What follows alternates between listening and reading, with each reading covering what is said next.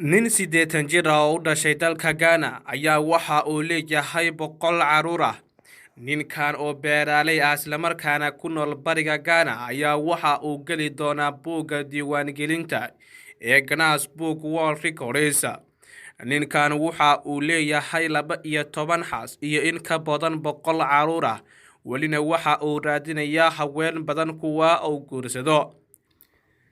Tabiye Abdi oo 80 jir ah wuxuu ku nool yahay magaalada Makolom ee bariga dalkaasi Ghana, waxaana 40 sano ee la soo dhaafay u dhashay in ka badan 100 carruur ah oo ay u sii dheer yihiin 12 xaas.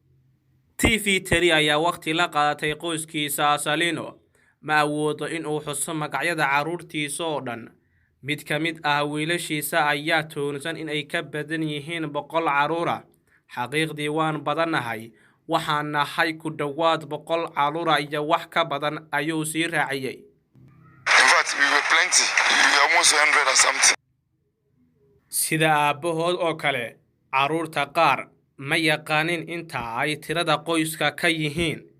TV3 ayaa weydiisay mid ka mid ah gabdhihiisa Abdi meesha ay ka marayso qoyska lambar ahaan. Iyadoo si fudud u qoslayso ayay ku jawaabtay ma xasuusto. He has over 100 children. What number are you? I can't remember.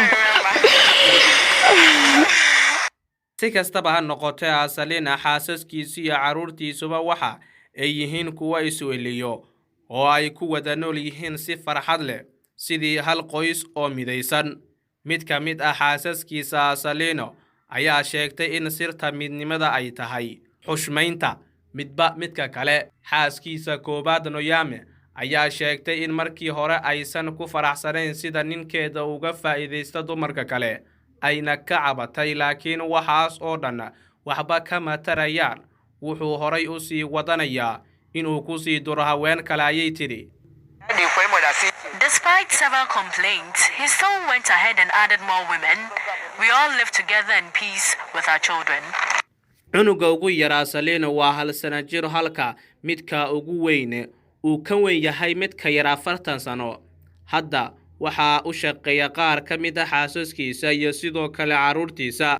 Mid ka mid ah gabdhaha Abdi waxay hadalkeeda ku soo gabagabaysay mahadnaqa aabaheed.